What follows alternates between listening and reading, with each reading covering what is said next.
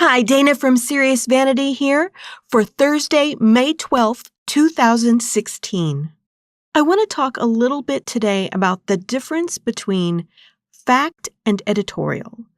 And this is something that we all deal with when we're reading articles on the internet, because so much of what we read on a daily basis is not based in factual evidence, but editorial content that is presented to us as fact.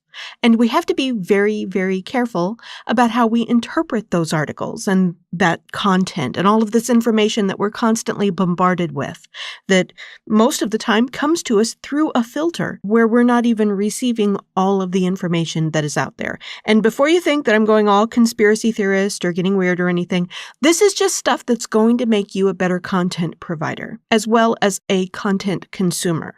So I just want to point a couple things out. Where this kind of came to the forefront of my mind today, I was reading an article that someone had presented about the core identity of self. Like, I like to read a lot of psychology articles and different medical things. And this was presented as a great article. And I was so stoked to read it because it was just like laid out in bullet points and so concise and so absolute in its presentation that I was like, by the time I got to the end of it, it's like, okay, let me see where this doctor is based out of, because he is fantastic. I went to the About page because there really wasn't any biographical information when I got to the bottom of the page. And it's just some guy who is writing his blog, and this is how he feels. And it's like, wow, I really would have cited that as a resource because it was put together so great. And I'm not negating his opinion because, like I say, it was presented really, really well. But it is just an opinion, and it does sort of lower the quality of expectation because there is no source that he's citing from it. So here's just a couple little tips.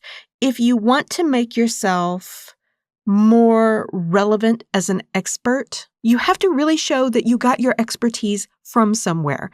And you may think that it is counterintuitive to cite other people when you're trying to promote yourself. But if you got your information from somewhere, you better be citing it. Harken back to the days when you had to write a paper that required citations. All of us have done it at some point in our life, even if the last time was high school. We did it in high school, we did it in college. Whatever level of education you have, you had to do it at some point. And really take that into the real world, because right now we need reliable information. And we need to know that it's reliable information. Rule of thumb is 3 sources. If you can confirm information that you're passing along from 3 separate sources, you are so much more relevant, and your perceived expertise is going to spike when you can do that.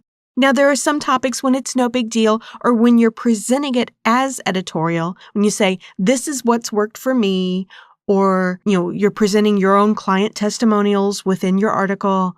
That's great. You can keep it casual on that. But if you're bringing scientific knowledge or really structured business knowledge to the table, you better believe you better have some citations from some really relevant sources that back up what you're saying. It just makes the landscape of social media and content marketing that much better when we can do this. Take the extra steps, do it. Please don't let people waste their time on stuff that you are not sure about, but you're just presenting as fact. Please do not do this. So go forward today in fact. I will talk to you tomorrow.